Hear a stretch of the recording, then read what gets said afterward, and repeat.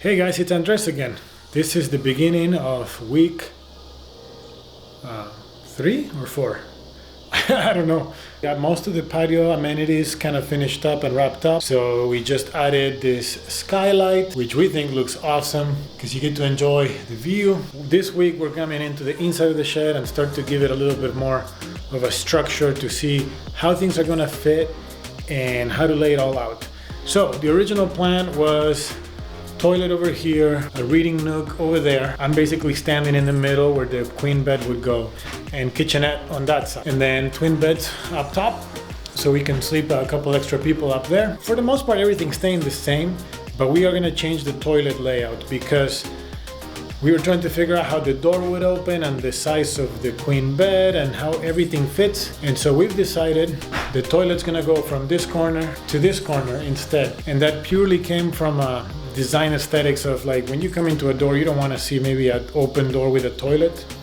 And we think it'll be a better flow if it's more tucked away on this corner. We can still hang a TV on this wall. We can still access all the piping underneath that we need to do. That's the plan. So I'm gonna start framing this bathroom, which is gonna give even a better idea of what the space is gonna look like.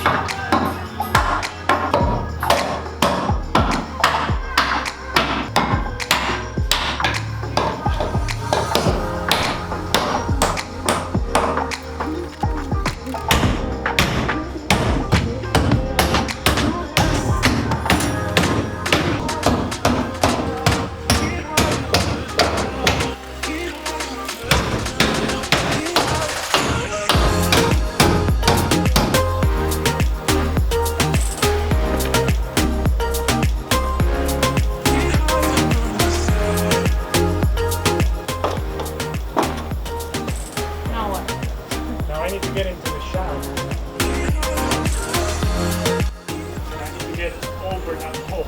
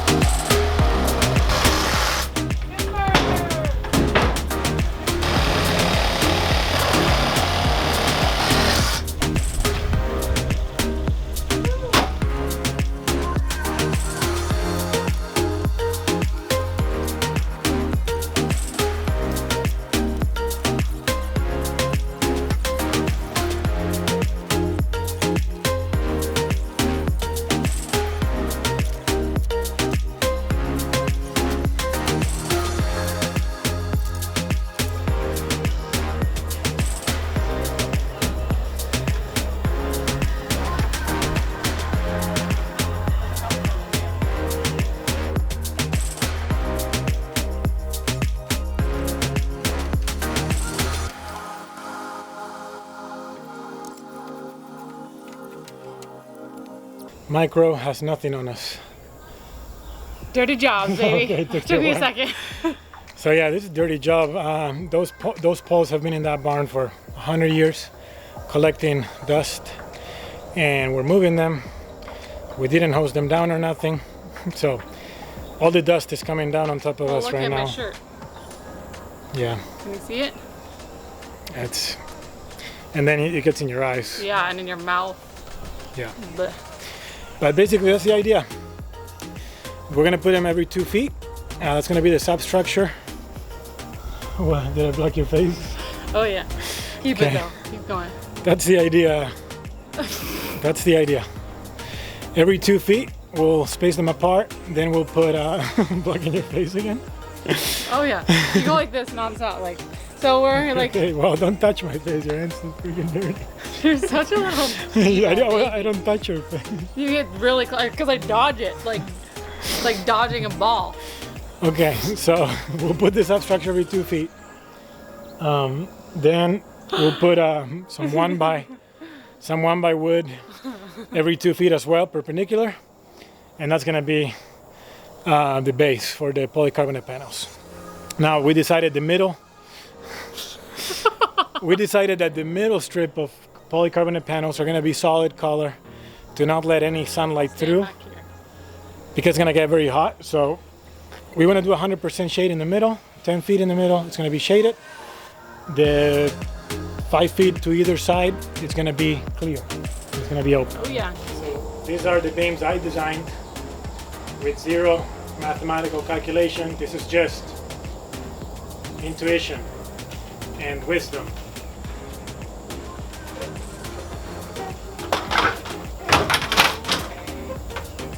It's pretty strong.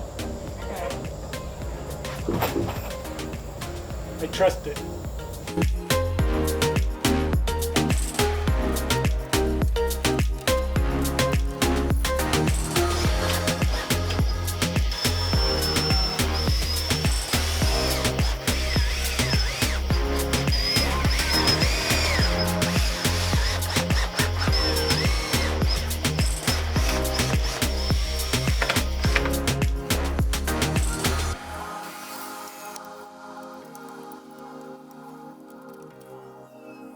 Okay, it is now midnight. This project is taking a very long time. Ideally, you would just be standing up there and doing it from up there, but I decided to be safe today and not to stand on these logs that are about 100-year-old. So I'm doing everything with the ladder. So just moving the ladder all over the place, working one section at a time. But yeah, it takes a long time, but I think it's making a huge difference. I'm really excited tomorrow to start laying some polycarbonate, see how it looks.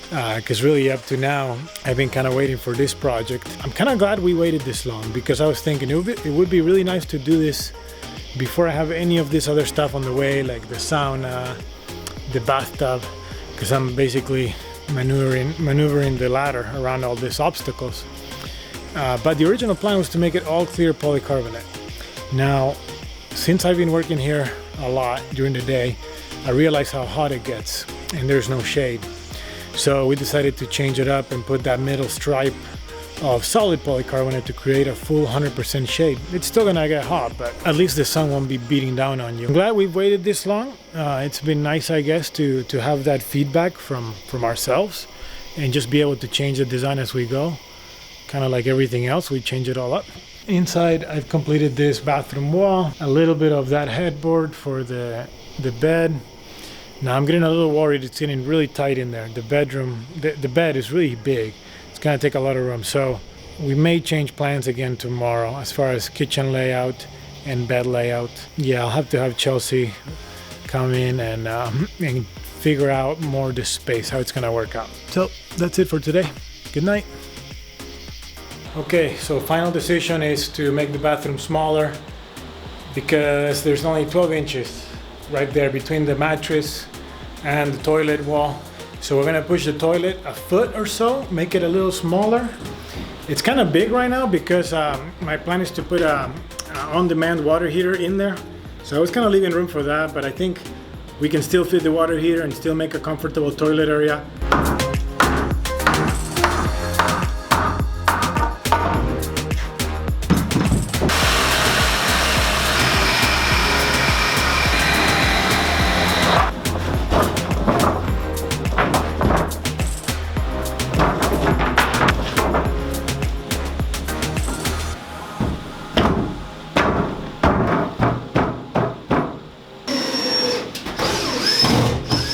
Okay, that wasn't too bad of a project. The only issue is I did throw a bit of silicone on the bottom.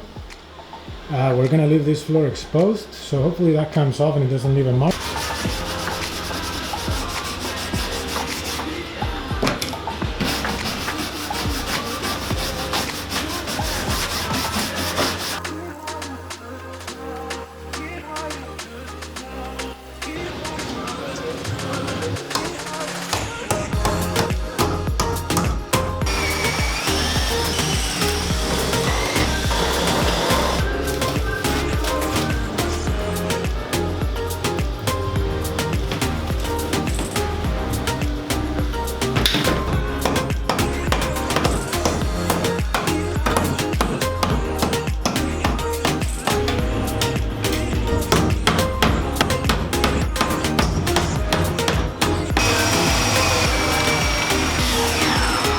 So one of the issues I started to have is that I started to run out of materials. And so I've been jumping around, starting different projects and not finishing any of them. And I don't like to do that because then it becomes a mess. I have all these unfinished loose ends all over the place. And it's more efficient, you know, when you start a project and you finish it and you have all your stuff on hand, but that's not me. At least not this first glam site. Maybe I'll get better as we go. So this 2x4 right here is gonna be the top of the headboard. It's gonna be a queen bed. So I made this slightly wider and about 1.5 feet taller than what the mattress is gonna be at. And the idea is that we're gonna put boards at a 45-degree angle on both sides, and it's gonna make like a mountain or a triangle in the middle. That's where they meet. But before I could do that, I wanted to do 3 things. Electrical, I wanted to add outlets because that's gonna be like the nightstand. I wanted to seal the studs to the outside paneling. I'm not sure how well sealed these things are. I don't want insects to come in and out as they want. So I basically sealed every cavity all the way around. So it may be a little bit of overkill, but I'd rather do it now before I close the wall. And that type of clear silicone is very cheap, like $2 and something per tube. That was like half a tube. So for $1 and something, I have like a more warranty that insects are not gonna be coming in through that wall. And finally, the third thing I wanna do is insulate it, because the plan is to not have this insulated really, because we're not gonna be finishing most of the walls. But if someday we do end up finishing all of the walls, I would like to insulate the parts that are not gonna be accessible anymore, so I don't have to tear stuff down in the future. Now insulation, I spent $50 on a bag and it was 150 square feet. So that should be enough to do the bathroom, the headboard, the kitchen wall, and I'll still have some left over. My plan is to insulate the floor. Since this shed was just placed here a week ago, I feel like the floor is still nice and clean, and I know there are no crazy spiders and snakes down there.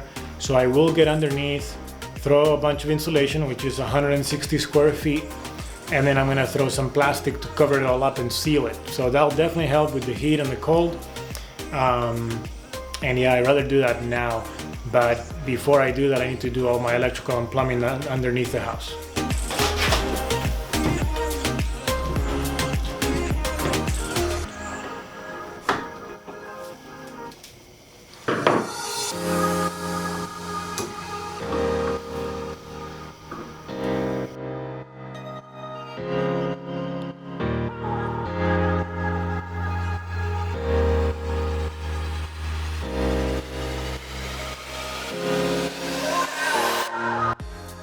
Well, not much to record on this step because I'm taking forever. Typically when I start a project like this that I haven't done before, I have a rough idea of how I'm gonna do it, and then I kind of figure it out as I go, and then by the time I finish it, I have a plan that if I need to do it next time, I could do it much faster. But this is not working out very well. I'm having a really hard time figuring out the lengths and how to make it all match. So I'm basically cutting one piece at a time, measuring, and it's taking a long time. And yeah, it's not my most proudest moment right now. But well, I hope it looks good at the end because it's taking forever, one piece at a time.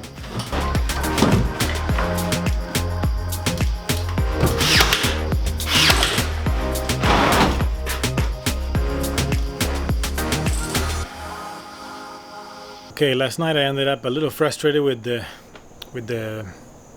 headboard.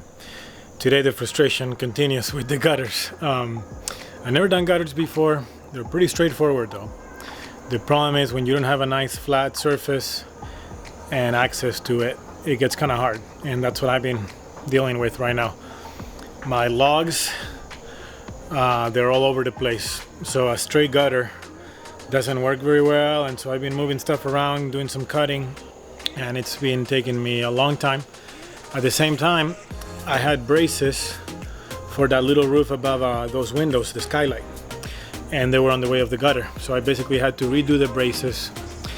And everything I do, I have to get up on the ladder and do it, so I'm basically moving the ladder every minute, and it's very aggravating when things don't go your way. And now there's a massive rainstorm coming, so I put up 1.5 pieces of gutter, so 15 feet for a 4-hour period. So not my most productive day.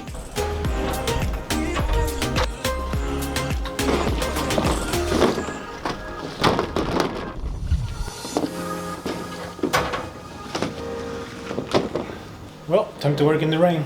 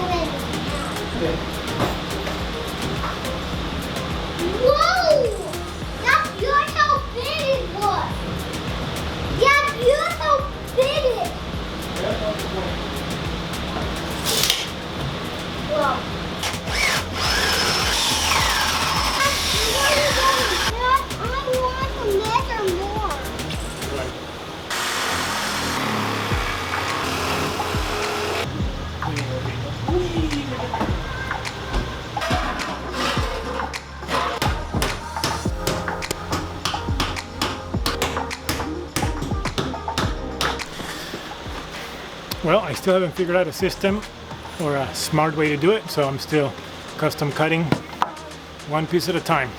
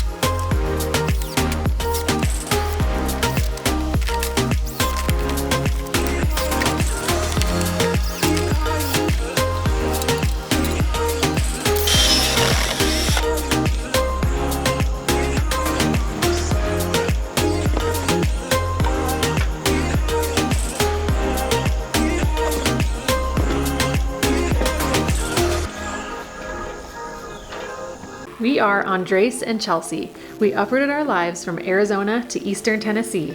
We sold our long-term rentals and are putting everything on the line to start our dream glamping business. Join us each week as our family navigates this big new adventure, and we share everything we learn so you can also build a successful glamping business.